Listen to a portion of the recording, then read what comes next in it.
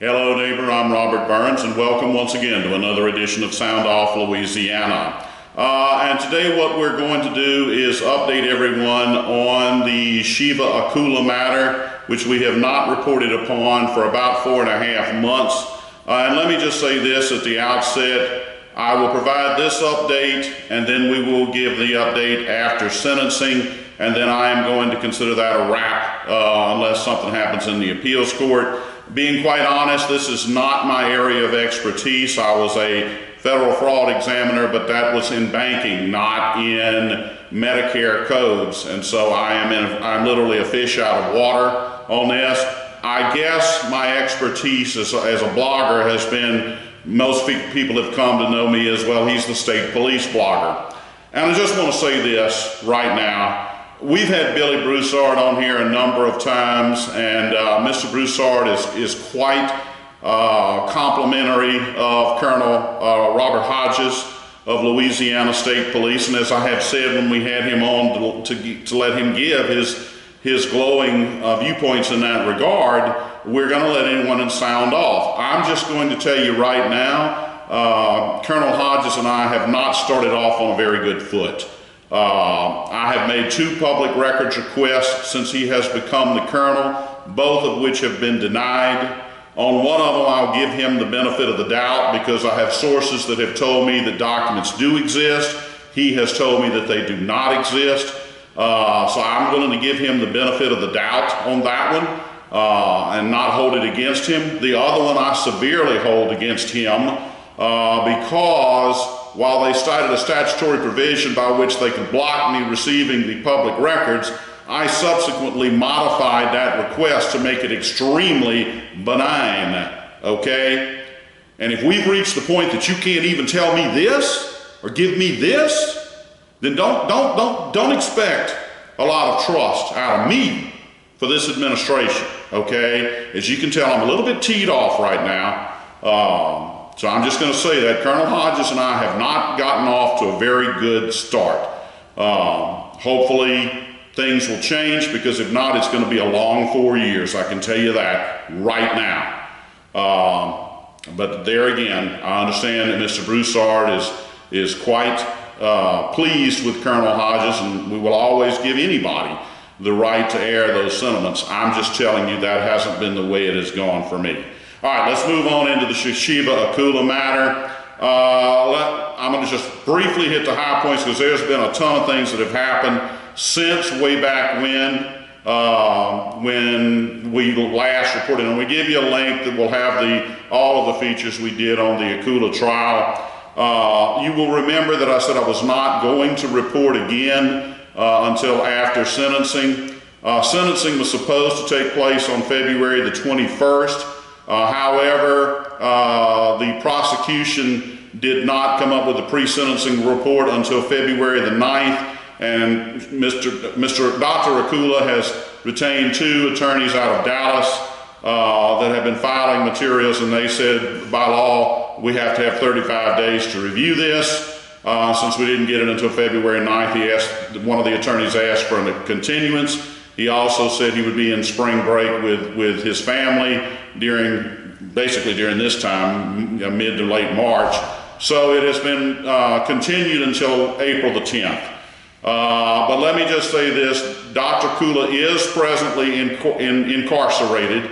He has been residing at the St. Tammany Parish jail since approximately January the 9th. Very briefly, what happened, the government started making assertions that he was dissipating his assets. He had been given permission to pay $200,000 to employees to meet the payroll for the hospice that he has had.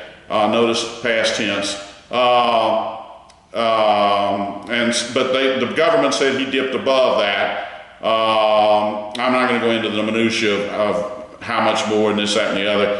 But let's just say this, right around Christmas times, the employees did not get paid. The checks didn't bounce. The banks upon which they were drawn declined to honor them because there was a restraining order that was put that said Dr. Akula must obtain court approval for any payments. Naturally, when those employees the checks weren't honored, you can imagine some pretty irate employees who wind up calling the federal court.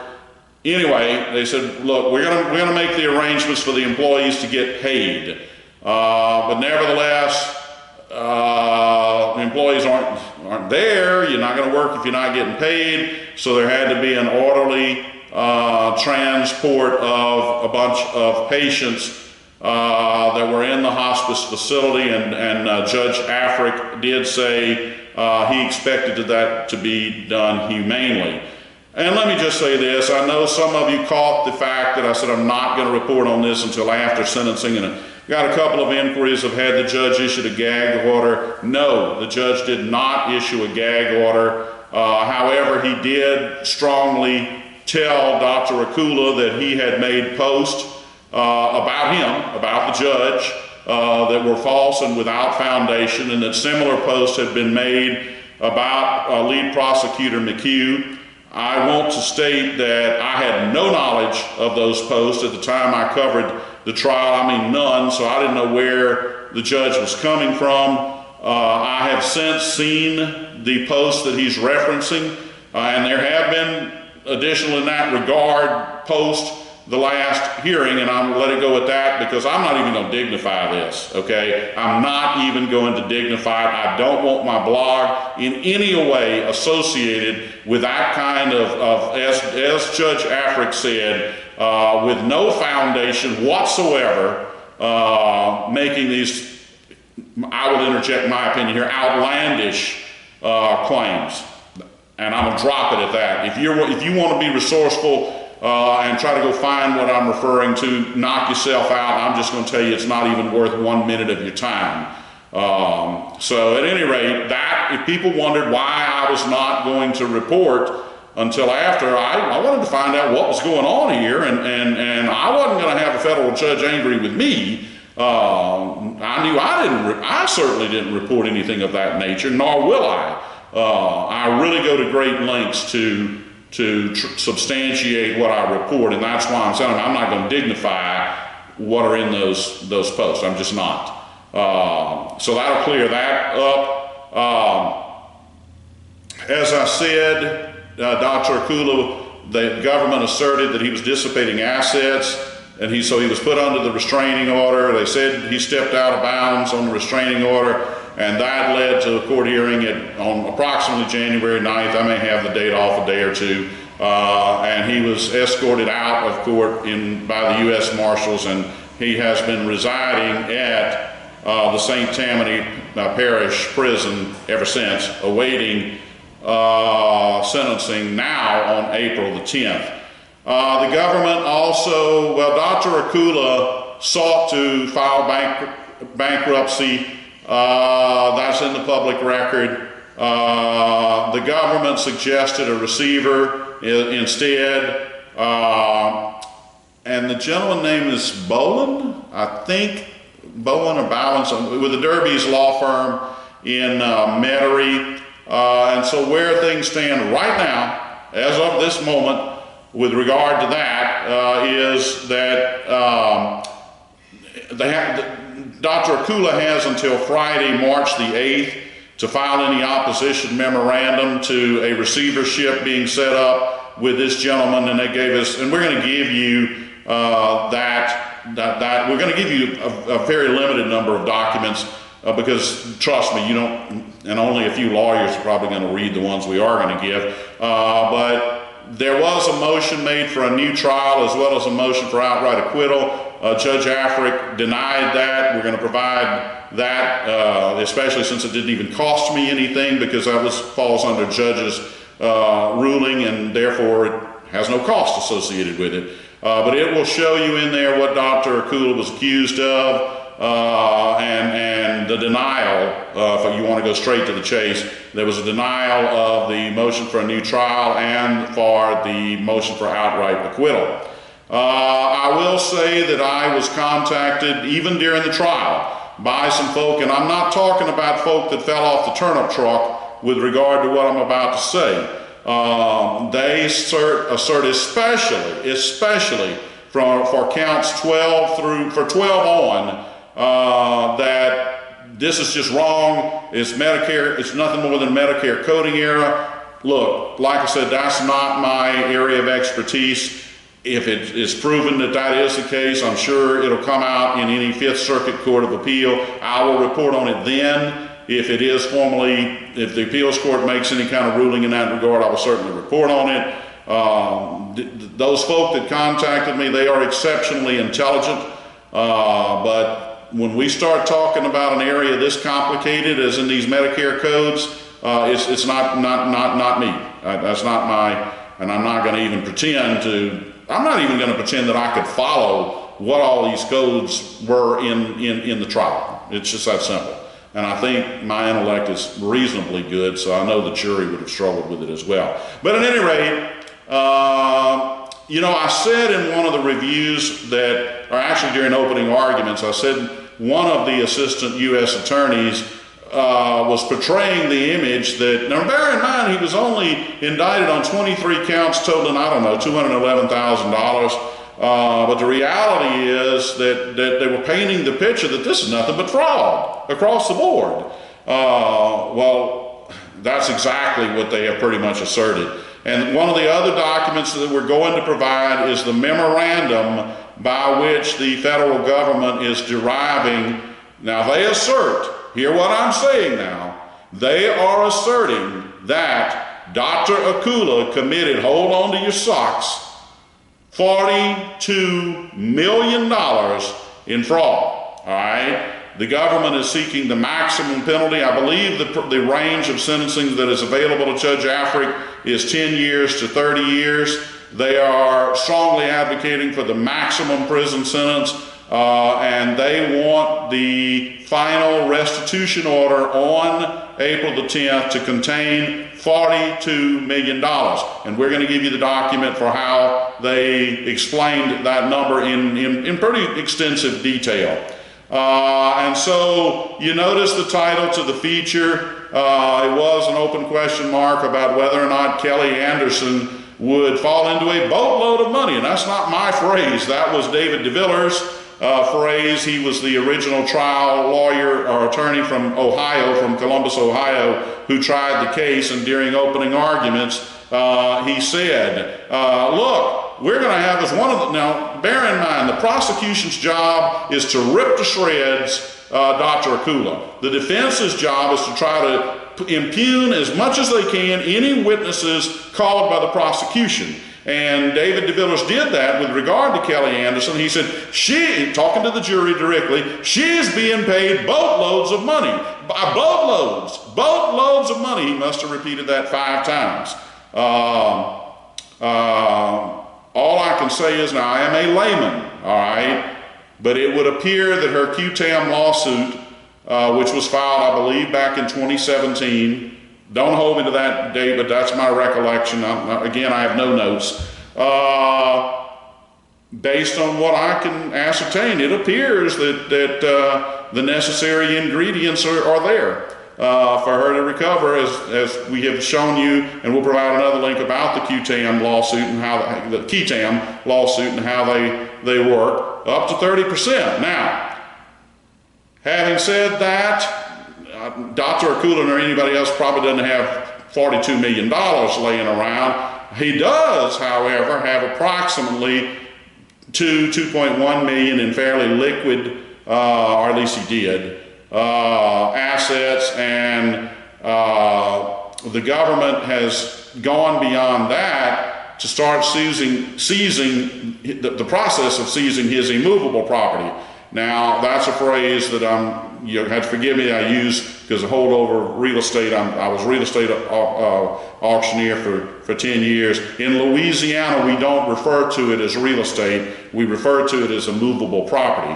I call it all part of the Lawyer Employment Act. There's a whole bunch of different phrases that are unique to Louisiana when it comes to real estate. But to make it simple, they are putting in place mechanisms to seize Dr. Akula's real estate, and more specifically, as of yesterday or maybe the day before, they have filed what is called lis pendens into federal court, as well as the clerk of court's office for 3 parishes in which properties are located, specifically Orleans Parish in the case of his residential condo and the parking space on St. Charles Avenue, and also in St. Tammany Parish for the North Shore Covington office of Canon Hospice, and also in Jefferson Parish for the Clearview facility. And what a lis pendens is it puts any prospective buyer on notice that, hey, look, there's a pending lawsuit out here, and if you acquire this property, you might better have an extra $42 million of spare change lying around, because you're liable for anything. If you acquire this property, you're liable for any judgment that ends up being entered, and obviously the United States government knows that there will be a substantial judgment here, and if they get their way, it's going to be $42 million.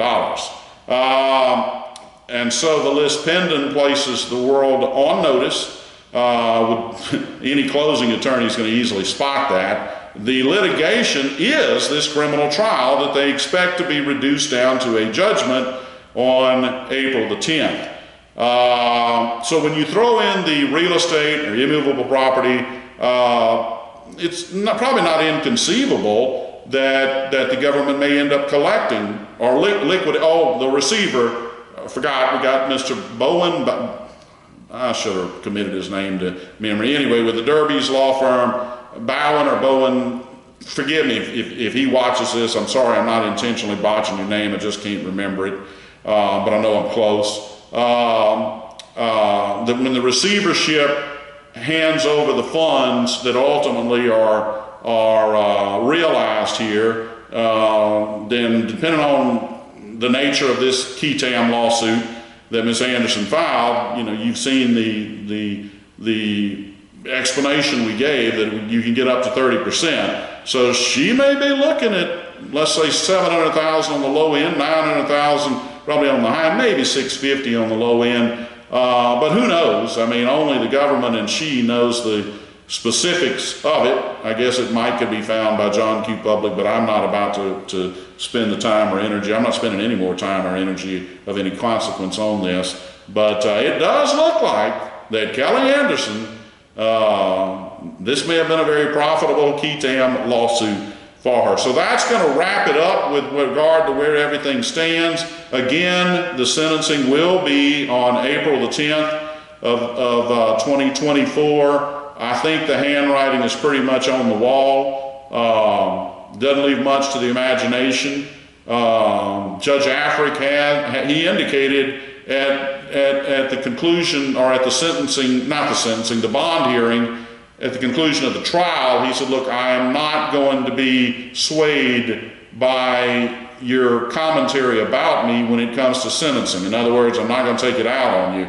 I think that's commendable, because this was I already expressed my sentiments. I don't want to say any more, because I don't want my name or my website or anything associated with this. I knew nothing about it, again, when I was covering the trial. I got tipped off when I heard what Judge Afric said when it came time for the bond hearing, and it was a real eye-opener. But at any rate, that's where everything is, and we will let you know how things turn out on April the 10th, but clearly this is not going to be one of Dr. Akula's more shining moments. That's just the facts. I'm going to give you those documents. We'll give you the lis pendens that were filed. There are a whole bunch more documents, but I'm limiting it to just trying to give you what's really germane for where we are. Like I said, if there is a reversal on appeal, or even an affirmation on appeal by the Fifth Circuit, we'll certainly report on that. But other than me making a brief cameo appearance after April 10th, with regard to whatever sentence is handed down, as well as the amount of the restitution order, we will be considering this a wrap with regard to Dr. Sheba Akula, because I am ready to get back on state police, because I guess you could say I'm a bloodhound on state police, and I'm not in the best of moods right now, given what has transpired with regard to those public records requests. So, folks, I hope you find Sound Off Louisiana to be useful and informative. I've got quite a few matters that I'm really chomping at the bit to publish about state police, but again, I strive to get substantiation to the fullest degree that I can, and I can just tell you that if this is the kind of start we've gotten off to, well, it is the kind of start we've gotten off to, it's going to be a rough 4 years. You know, it's not going to be pleasant, but it is what it is. We'll see if it changes any. I'm just not happy. I'm just going to tell you straight up, I'm not happy. Thank you once again for your dedication. My tenacity is not going to back off. So if you think I'm just going to, and when I say that I mean state police, if you think I'm just going to say, oh well, I've had enough, I hadn't put the 8 years I put into this to just say, oh well, I give up. All right, but it's not looking pretty right now. That's all I can say. Thank you so much for having tuned in, and we look forward to bringing you the next Sound Off Louisiana feature in the very near future. Thank you so much.